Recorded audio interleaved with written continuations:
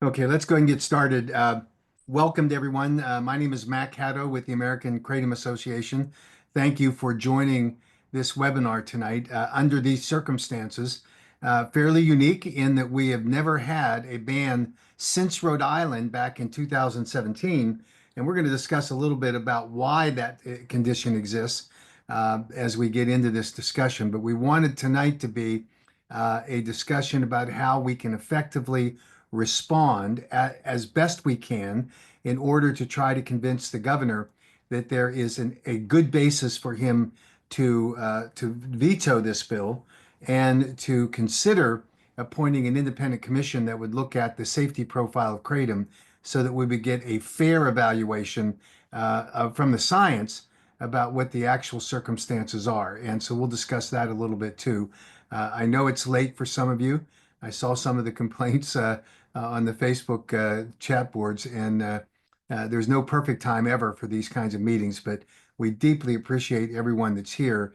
And let me just give a shout out to Misty and Jennifer for their live streaming this event. We will post the recording of this event so that people can share it. Some of the strategies that we're going to discuss do involve the active recirculation of this information and appeal for people to help us. But I know that Misty and Jennifer have really put some extraordinary effort into getting the infrastructure set up so that this can be live streamed, and that, of course, expands our reach to potentially a lot more people that otherwise wouldn't be joining in this particular platform. One piece of great news before we get started here in discussing Louisiana is twofold. In the state of Rhode Island, our good friend and our champion there, the Speaker Pro Tem of the Rhode Island House of Representatives, Brian Patrick Kennedy, who just a few weeks ago underwent a quadruple heart bypass. He, for the first day since that surgery, was on the House floor, and he was the prime sponsor and spoke about the importance of passing the repeal of the existing ban in Rhode Island and replacing it with the Kratom Consumer Protection Act.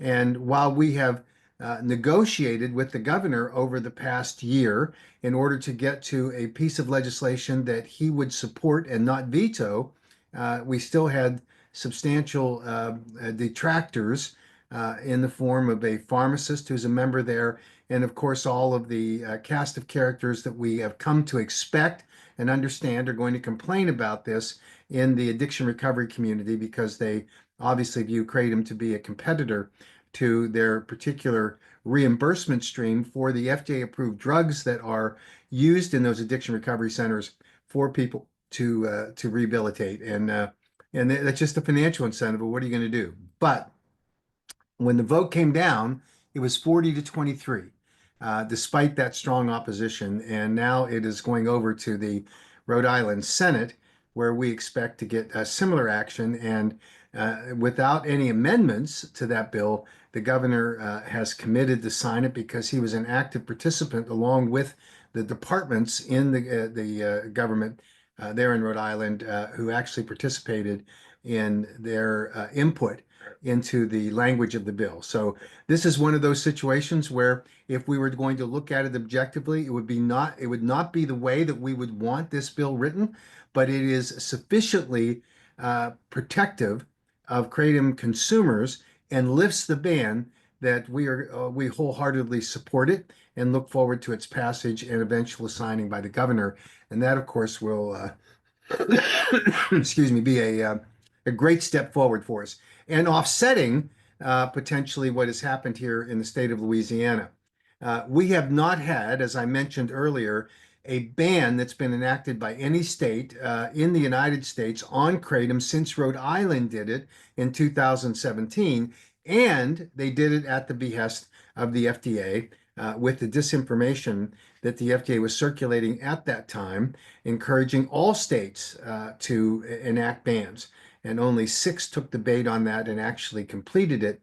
But it's obviously something that it was extremely disappointing for us, despite our best efforts. And when you look at the way this played out, both in the Senate hearings in the House hearings and then on the floor debate, there is no question that the premise for this legislation is being driven by the same kinds of disinformation that Dr. Brett Giroir at the Department of Health and Human Services identified when he formally withdrew the FDA's second recommendation for scheduling under the Federal Controlled Substances Act in 2018. And it's significant to note that the very same criteria for scheduling that is embraced by the Federal Controlled Substances Act is mirrored word for word in the Louisiana Controlled Substances Act. And so this was a political decision, not one based on science. And it was deeply disappointing to see the evaluation and the active participation by the Louisiana Department of Health when they are supposed to be the vanguard of science. And yet they fell into the same kind of narrative that we have seen the FDA at the federal level do for so many years. And so very disappointing, of course, that that happened. And I would also note that we have done a transcript of the floor debate in the House of Representatives and the colloquies that occurred between members that were asking questions of the sponsor and comments that were made and the discussion on our amendments. And I can tell you that if the governor listens carefully, he will know that the basis upon which this legislation was passed was predicated on that same kind of embarrassingly poor evidence and data that Dr. Giroir described, and a failure to consider the overall public health.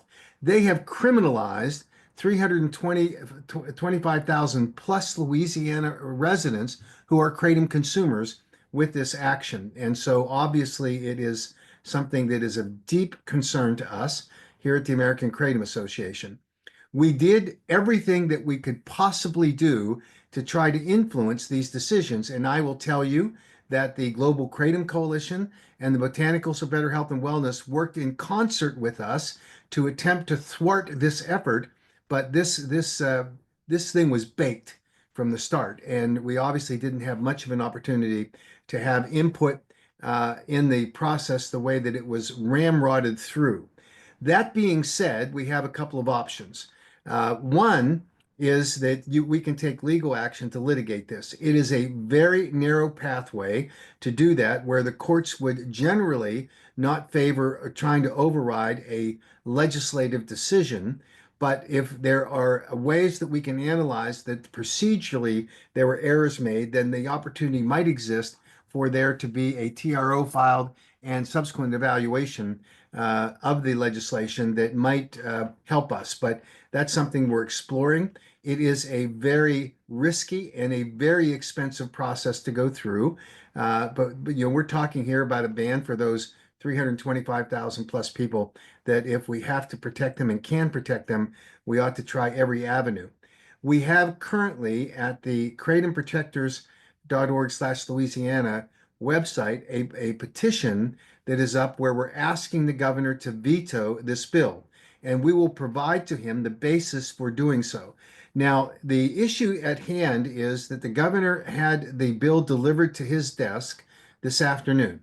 He technically has 10 days before he either has to sign it in order for it to become law, or he has to allow it, not sign it, and allow it to become law without a signature, or veto it.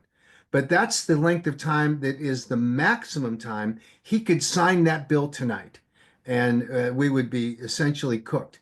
But we've got to assume that there'll be some evaluation by the governor of what the correct policy decision would be as to whether he signs this bill, despite the overwhelming vote in favor of it in the legislature, which obviously is going to be a factor that the governor will consider. But we want to get as many signatories on this petition. If we have 25,000 or 40,000, that would not be enough. We've got to emphasize to everybody in our network to please sign this petition asking the governor to veto this bill. And we will deliver that petition along with our analysis of the floor debate and outlining exactly what the deficiencies were in terms of the information that was provided to the legislators upon which they based their vote to ban kratom. And we hope that that will be persuasive to the governor. We also plan and this is something that we need some help with you on, to try to convene a rally on the steps of the Capitol on Tuesday at 2 p.m. If there are sufficient number of people who sign up in advance, and we know that we have critical mass, and that then we know that it can be a legitimate press event that would help to convey to the governor the serious concerns that the Kratom community has about this legislation. So you have to go on the protectkratom.org/Louisiana, and you have to uh, sign up, and we will make an evaluation about whether or not that rally we have sufficient number of people available to attend on Tuesday at 2 p.m. On the steps of the state capitol. When you sign up, you'll get additional information. If the governor decides to sign this bill between now and Tuesday at 2 p.m., we obviously will alert everyone who has signed up that we've canceled the rally because it would have no specific reason for us to be there if this is cooked and we have to look to next year to try to overturn that ban. So please, everyone who can sign up to participate in the rally, has an interest and is able to attend, do that, and then we'll be able to make an assessment as to whether the rally is something that we can pull off and that would show a significant number of people that would convey to the media and to the governor that this is something that needs to be looked at. Now, here's going to be the toughest part of all of this, and that is that in our communications going forward on the recommendation for Governor Landry to veto this bill is that we cannot express specific criticism of legislators, even the sponsors, even though they deserve it. It is simply not politic for us to be in a position where we are going to criticize specific legislators, because all that will do is to reinvigorate their opposition to us, and we simply don't want to trigger that kind of emotional reaction along the way. We also cannot engage with criticism, despite their deserving it, by the Louisiana Department of Health. They are wrong on the science. They have made representations that are completely incorrect.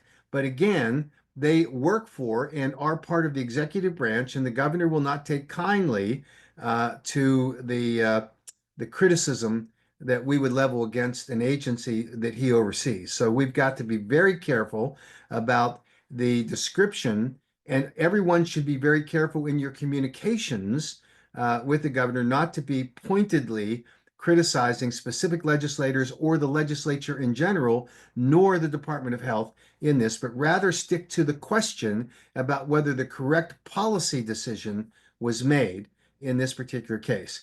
I would also strongly encourage people not to call the state of Louisiana names. That will not win us any friends either.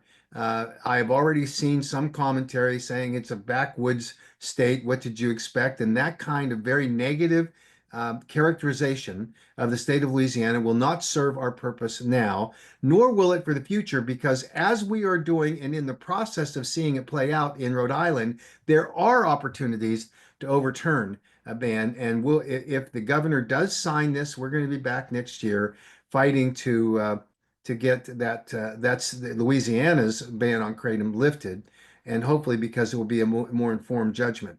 What I've said up until now, you could look back and say, well, wait a minute, you were very critical from the American Kratom Association's position and from the other groups about the specific sponsors and the arguments being made by specific legislators. We were. But that was while this bill was being battled back and forth, and we did our best to try to expose weaknesses in both the arguments and the motives that these were being done. But now we're in a completely different setting that we have to follow. So that's the recommendation that I'm making to you to do this. So the specific takeaways, and then we'll go to questions if there are any.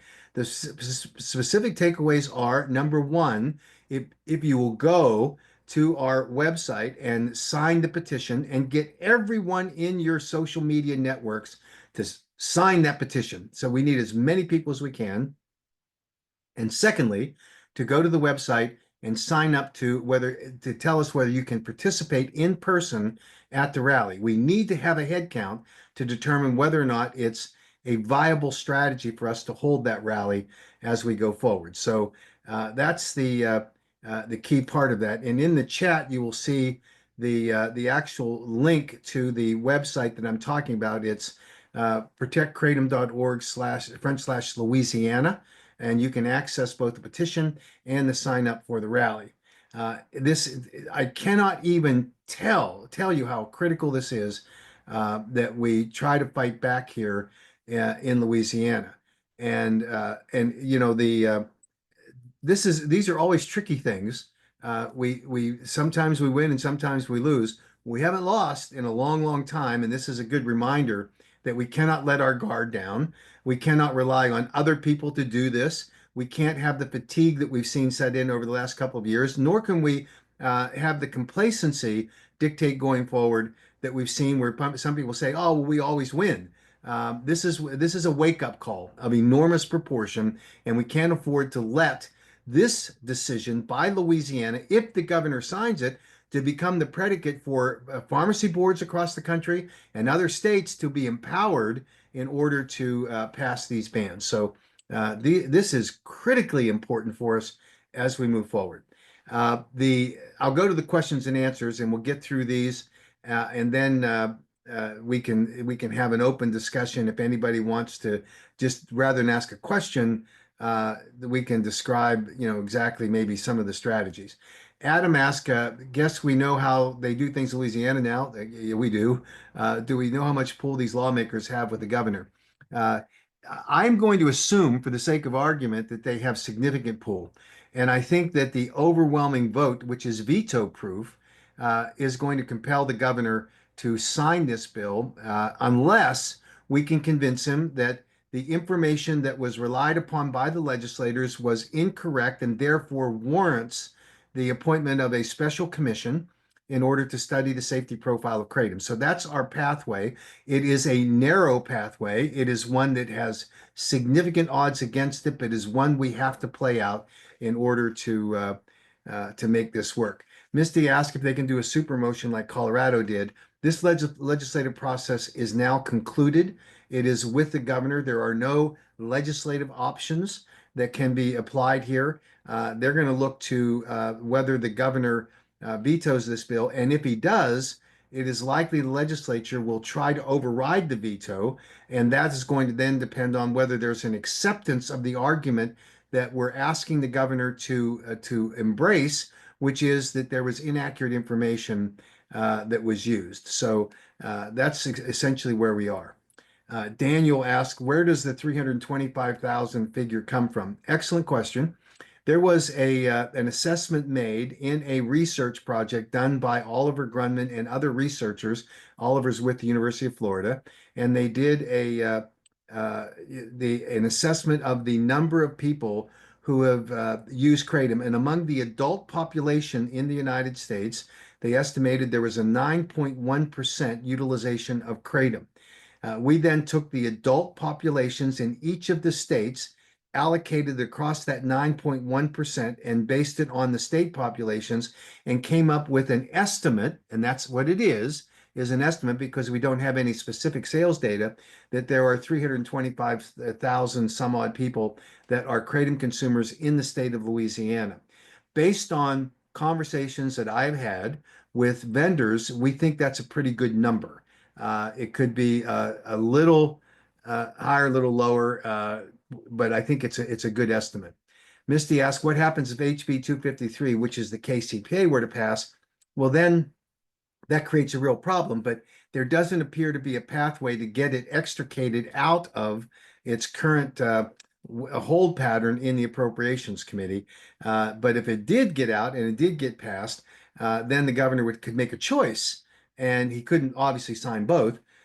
So that would be an interesting conundrum for him to have, and it would be great for us if it were possible. But when you look at the vote totals and you look at the way that the members, the sponsors of the bill behaved and the way that they responded to questions, for example, on the House side, the House sponsor carrying the bill for the Senate sponsor, when asked the question about synthetics, she goes, there is no such thing as a kratom synthetic product. That gives you an idea of the depth of the deliberate ignoring of scientific facts. So it's a very troublesome thing, and it is unlikely, in my opinion, that that it's possible for the KCPA HB 253 to pass, given the fact they've already passed both houses with this particular situation that we're in, where the bill has been passed that bans kratom. Ronald asked, is there any preliminary conversation with the Louisiana governor to feel him out on this? We have had our lobbying teams, and we've had people that are close to the governor reach out, and we do not have a definitive answer on this. This is a political issue for a governor who's very ambitious, and he doesn't want to cross the legislature if there's not a very powerful reason to do so. And this is what we've got to make their case to as we go along here. Not the odds are not with us. Um, Wednesday asked, will sending in proven science studies help or be more of a they are wrong criticism in your opinion? The way that the body of scientific evidence was characterized by the sponsors in the bill, and this is a great question, Wednesday, to ask, they ignored it. You had not only the actual scientific evidence that was sent in the form of the published peer-reviewed articles, you had Dr. McCurdy, who testified before the Senate, and you had Dr. Henningfield and Dr. Smith, all world-renowned kratom scientists, and they were disregarded. The dismissive attitude that the Senate sponsor had towards these scientists was incredibly disrespectful. He mocked them for not being medical doctors, and even when Dr. Henningfield pointed out, and he did so respectfully, that he trained medical doctors in substance abuse issues, it had no impact on Senator Morris. It was a very disappointing exchange, and the bias that was exhibited by both the House and the Senate sponsors was incredible.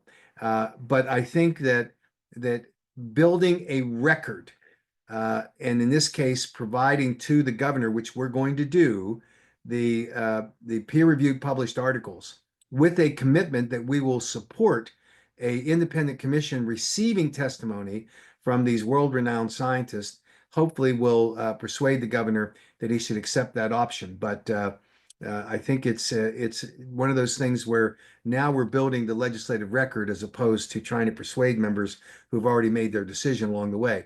I'm hopeful that we are going to be in a position that the governor will listen, and that would then trigger some reflection by the members of the Louisiana legislature on whether or not they made a decision that was based on bad information and science, and that would cause them to get to a number that would be that would not justify a veto override. That's our only hope in this particular situation as we go forward. When Bryson asked if there's any specific term or things to say when I call the governor's office, I think there are two things. You're going to get a very limited amount of time, but you want to say, kratom helps me. It saves, if it's, whatever your correct characterization, saves my life or makes my life so much better, improves the quality of my life. And secondly, the governor should veto this bill because it criminalizes the Louisiana kratom consumers. And that is an egregious outcome along the way. And I think that's the most important thing. Adam asked, are we in contact with the governor's office? We have our lobbyists reaching out to the governor's staff. We have friends of the governor reaching out to the governor himself, and we're doing everything possible to do that. Stephen asked, how should we argue that the information the legislature had was wrong or defective without unnecessarily criticizing the parties? Well, this is a tricky balance that we have without mentioning the names of the sponsors, without specifically naming the individuals who had the colloquies on the floor.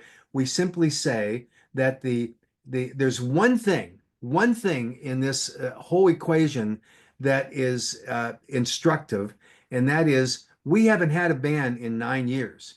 And now all of a sudden we have one. And what's the one thing that has changed? Well, you have the entrance of very dangerous synthesized and semi-synthesized products, which are being used as the the basis for the arguments being made. And they have mischaracterized kratom, and they've done this by taking 7-hydroxymetrogenine and other synthesized products, pseudodoxil, and now more creative, permutations of that. And that's what we got to convince the governor that wrong target.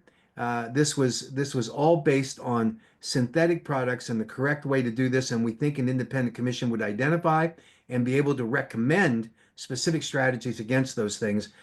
So we're walking a fine line when it comes to not criticizing specific members. Our effort to encourage a veto obviously is a criticism embedded in that request, but we don't want to name specific individuals along the way. Um, Amanda asked, how can we stop the large dollar donations to the United Way and others against kratom? This is a broader question, but there is a significant amount of federal money which is given to anti-drug groups, and United Way is one of them because they sponsor as a way to get money. They sponsor these anti-drug programs, and they have made kratom into one of their targets, and it's unfair. It is a huge step forward when President Trump announced last Friday that he had an executive order that is going to shake up the basis upon which the FDA came to their conclusions about kratom. It is going to require them to account for how they did it. We know that they did not follow the Administrative Procedures Act. We know they didn't have the legitimate science to draw the conclusions that are up on the FDA and kratom website. And we think that website's coming down. And we're going to push hard for that. So that, I think, is a step in the right direction. And then as a part of that, we think that we can influence the Congress in the appropriation side to cut the spigot off of this money that's just generally given to these anti-drug groups and limit what they can do that's not based on that same good science that President Trump's executive order requires going forward. Bobby asked, do you know why a fiscal note was not attached to SB 154? And what is the target deadline date for the rally registration? So the two questions there. I don't know why there was not a fiscal note. I assume that was horsed up within the legislative leadership and they just decided to decline it. I've not seen the fiscal note if it was produced. The target deadline for the rally registration, we are going to keep the registration open through the weekend. We will make a decision on Sunday as to whether or not we have a critical mass in order in terms of people that can attend. We will then watch the clock in terms of what the governor's doing. And if he vetoes the bill before we can do the rally on Tuesday, then of course we'll inform everyone who's registered that we can that we're going to obviously cancel that rally. So that's the best timeline I can give you. It's a crazy situation we're in, obviously. Uh, excuse me. Carrie asked, how can we form a super strong power community on X as we had in 2016? Well, we didn't have X in 2016.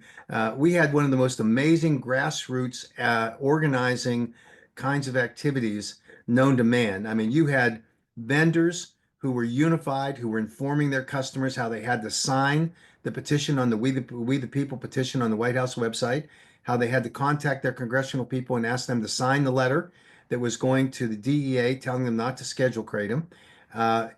But the fact that we are in a better position in terms of tools that we can use, we ought to be able to empower people. But I'll speak candidly here. I think that the fatigue in the advocacy community has been contributed by our success in defeating these multiple bans over the last 8 or 9 years. I think that there's a general fatigue of some of the really great advocates that have been around, and they said, "Oh well, I don't have to do anything because we always win." And they don't understand, those that take that attitude do not understand we always win only because of the grassroots. The public policy and the science arguments can only take us so far, but what cashes in for a legislator are their constituents. And that's where we really need to reinvigorate and have that power community that we had back in 2016, and using tools like X and others are important. I encourage everyone to go to the protectkratom.org and sign up and participate actively, and that's a good start for us and then we can keep it moving forward. Berlin asked, could it be a good point to bring up the weight penalty either in court or to the governor? I take 5 grams daily, where the lower fine penalty limit here in Louisiana was set at 20 grams. 7-OH pills weigh, I'm guessing, zero point 0.5 grams each. So the really bad stuff can have between 40 to 80 pills on hand for the same penalty. Uh, I get this. There's no perfect solution to this in the current situation we're in, other than to make the point that to the governor that we're being criminalized, and whatever the specific weight limits are that trigger the levels of penalty, it's still true that you're being criminalized. And I think that's the simplest way to do it. And we can make the argument, if the governor agrees to appoint an independent commission, we can go and explain exactly what those tiers ought to be and when penalties ought to kick in for violative products that are on the marketplace. And I think and then Berlin asked, how can the legislature say that it's fair to consumers or just the leaf and addicts of 7-OH don't have to worry about only getting a fine, as no one has that many pills on hand? That's a great point about the volume in a package and that kind of thing. The correct policy on 7-OH is that there should never be a product available with 7-H that has a greater than 1 milligram serving size, because that's the level at which you can never exceed with naturally occurring 7-OH metabolite in the drying process of the kratom leaves. The battle that we have to take to 7-OH is an enormous challenge. And I can tell you that another thing that every consumer should do is they ought to say that if you go into a kratom vendor store and they're selling 7-OH, walk out. Do not purchase kratom products from a store that's selling the 7-OH, because that's what's killing us in this legislative theater right now. And if you are buying online, same deal. Speak with your money and your purchasing power and tell these vendors that you're not going to play if they are engaging in the sale of products that are bringing down and inevitably will cause a ban nationally on uh, in the United States if we keep going here. John asked how many protesters you think would be needed to give the governor cause to veto. I think that we've got to have at least 35 or 40 people there on the Capitol steps. That will give it critical mass for the media. And when the governor's people are going to look at the media, and we need at least that number of people in order to show that there's some power here. Love to have many more, but this is just the reality of the situation, and we need at least that number, and that'll be the cut point of whether we can get that number as to whether we hold the rally. Michael asked, if this passes in Louisiana, will it have a domino effect in other states? I feel it was rigged from the get-go. This bill was rigged, but it's the reality of the legislative process we work in. It will have a domino effect if we allow it to do so. I think that what will offset it is the very timely decision by the Rhode Island legislature, and assuming the Senate follows suit to what the House did today, then it's a one-for-one trade-off. And we can explain what happened in Louisiana. And we can explain then, perhaps in more harsh terms, what the legislative leadership did in Louisiana and the motives by which they were impacted by it. So we'll have to see how that goes and work on it. Carrie asked, can we use re-elections as a reason for them to listen? Every tool that a advocacy group uses in order to persuade a legislature, sometimes it comes down to penalizing people that make bad decisions, and of course that's the complexity of campaigns and the popularity of an individual senator or representative in their district is oftentimes only dictated by how much people know. And so maybe kratom won't be that big of an issue. But I can tell you that when it comes down to a politician being exposed for their conduct that has nothing to do with the good public policy, but rather because they're beholden to some special interest, then that equation changes. And so that's something to look at, but that's always after the fact. And so it's something to look at, because the only way you change things that are going the wrong direction is to look at every one of situations. Dan, you ask, are there videos or transcripts of the debate and testimony in the Senate and House? Yes. I believe they're up on our website. If not, we'll get them up tomorrow. We have a transcript of the House colloquy, so we'll share that as well. Um, it's clearly nuts what they did. I mean, they hear the discussions back and forth and the false information that was provided, which is the basis I think we're going to push hard. Um, against hoping the governor will veto it. Nicholas asked, why was the House vote such a supermajority? Why were they so zealous and clapping at the end of it? Have people become complacent and did not email or call because this hasn't been a state since prohibited since 17? Look, it's hard to unwind all of this.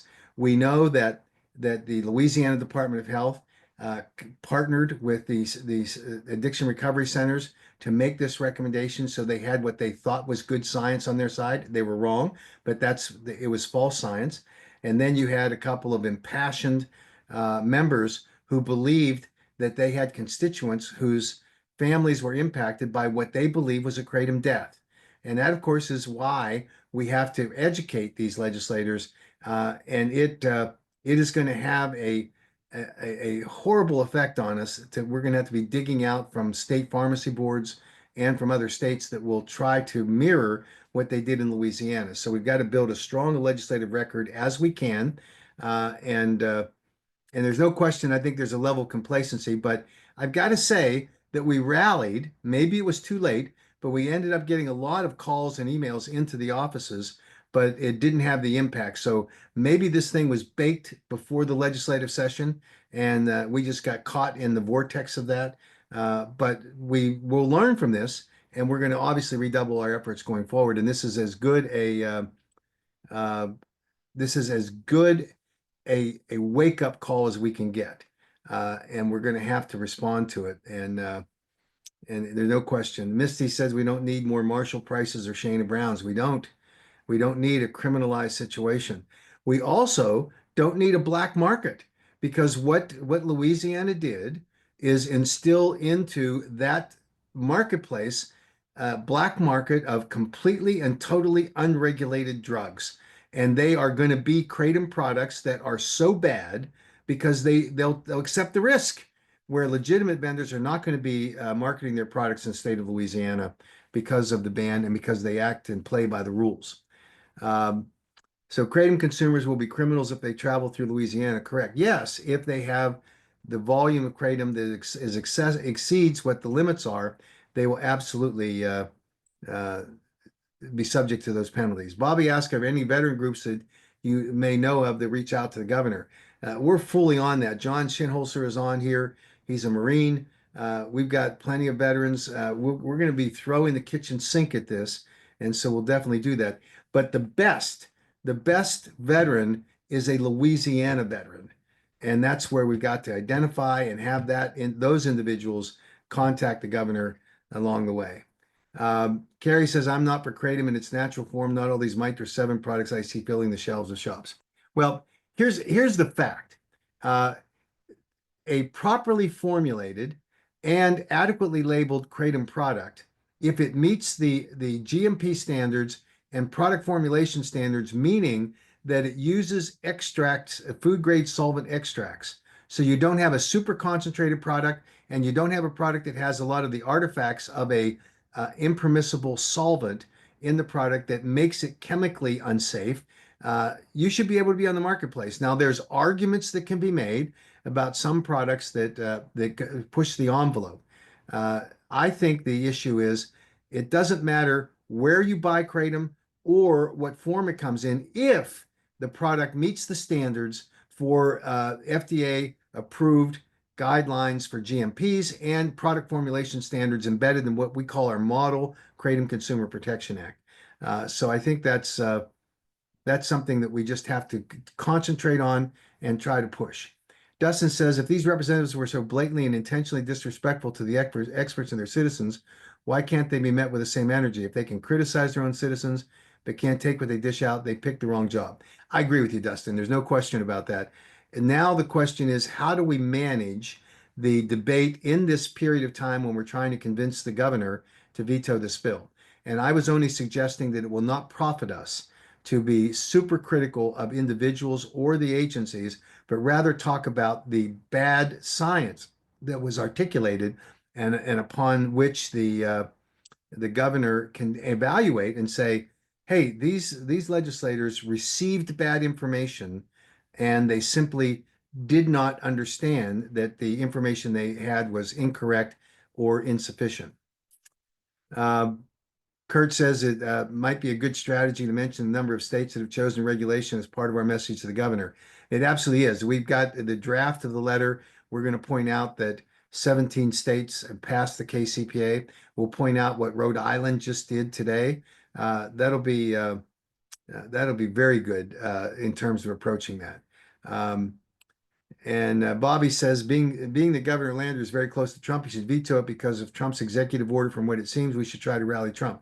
There's no rallying the Trump administration. The president is insulated by layer after layer after layer of people. But what is clear is that his executive order sought to reset the entire scientific equation across the government, including the FDA, where they have to justify exactly what they've done on scientific evidence of various regulations and guidelines that have been issued by the agencies, and that includes the FDA. And so that process is going to be a little different than just saying, here's the defects in the bill, and that the Trump administration agrees with us. We will make the argument in our transmittal letter to the governor that the executive order identifies the weaknesses in the evidence and data that was presented to the legislature, but we can't overstep that and make claims that simply won't pass muster. Ultimately, we hope that President Trump is going to be in our camp. We've gotten encouraging words from the Secretary of HHS about kratom and his interest in learning more about it. It's a trick bag because the general counsel at HHS that was just named is former Senator Stewart from West Virginia, and he sponsored a ban bill in West Virginia that we had to beat him on.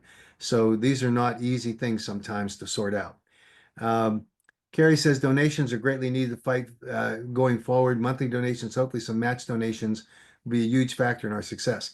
I can tell you that the assault on kratom in this past legislative season has significantly depleted the resources we have to fight these battles. We're doing the best we can with limited resources, and so anything that anyone can do to help us is obviously greatly appreciated. These are battles that require funding, and it's very difficult for us sometimes to overcome that. Mary said, "Do you think as a retailer, the loss of revenue is a valid point to use, and would it be impactful?" This is a little bit of a mixed bag here, Mary, because uh, the argument that our opponents use is it doesn't matter how much money some dangerous drug can draw to the marketplace, we got to protect our citizens. That's their argument. What we want to argue is that properly formulated and adequately labeled kratom products can make a viable contribution and do make a contribution to the Louisiana economy. So we're fighting that back and forth about, oh, well, those that claim that kratom is dangerous, therefore it should be banned and forget the revenue are what we're fighting against. So that's part of the issue that we're fighting with. Misty gives the advice that don't stoop down to the level that our opposition group does.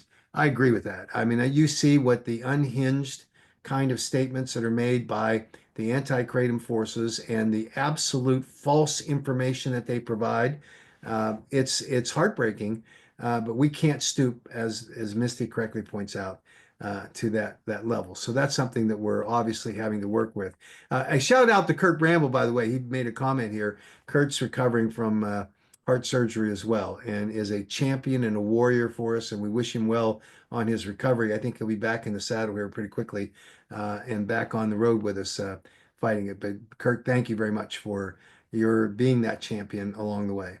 Um, there was one question that I passed by because it didn't specifically relate to Louisiana, but I can go back and try to capture it. Just give me 1 second. Well, Jeff added that he wasn't aware there was any fatigue. Are folks not taking these bans seriously? What changed? There is fatigue, or there's complacency, because people just think we win all the time, and so we don't have to worry about it. And other people do it for us, and that's the problem. So there you have it. So Stephen asked, can you elaborate on Massachusetts? There has been no movement since the Joint Judiciary Committee on the bans, and no movement on the Health Committee for regulation. How long is it usually before any vote or movement happens in Massachusetts? Usually, they're a 2-year session, and so getting them to move is very, very difficult. And they operate at their pace. We have some ongoing discussions with one of the KCPA sponsors to amend the bill that they filed and align it more with the model KCPA. So that's a difficult process, but we're working hard in Massachusetts, and hopefully we'll get them into the fold. So uh, we can stop here. Uh, Again, thank you to all of you who have joined here. The tasks are clear. Rally all of your contacts, everybody you can, to sign that petition that we'll give to the governor as soon as you can. We need to get that petition in his hands. And what we'll probably do is go with what we've got at the time at which we transmit the letter, and then we'll do updates. So we want to keep populating that petition page and get everybody to sign up for it. And obviously, we need you to evaluate whether you would be available to physically come to Baton Rouge on Tuesday at 2 p.m. to the state capitol, on the steps of the capitol, when we'll hold a rally and a press conference about the encouraging the governor to veto the ban. So that's the wrap up for this. Again, appreciation to all of the advocates out there. I know the Kratom Gals people are here. I know that Misty and Jennifer are here working with a live stream that they put up on a very popular platform, TikTok. And so we're going to continue to work cooperatively together. There are always going to be situations where there are conflicts within the Kratom community. Sometimes it's about products. Sometimes it's about whether the tactics and strategies used are the appropriate ones. And sometimes it's even about advocacy groups pulling each other in different directions. But there never has been a time since 2016 when we need to unify and rally and rally each other to come to the same uh, advocacy effort in order to protect this plant and to allow people the freedom to make their choices, informed choices about what products they use for their health and well-being. And that's, of course, our goal. And we remain consistent, and from the American Kratom Association's viewpoint, that should be the baseline for all decisions that are made on public policy. Thank you to everyone who has joined in this battle, who continues to be vigilant. Now you've got to motivate your friends and do everything you can in order to get onto that website, www.protectkratom.org/Louisiana, and let's rally to do it. And hopefully we'll be able to hold this rally on Tuesday. I hope to see as many of you who can do that there in Baton Rouge, and we'll just keep pushing to get this done. Thanks to everyone for being here.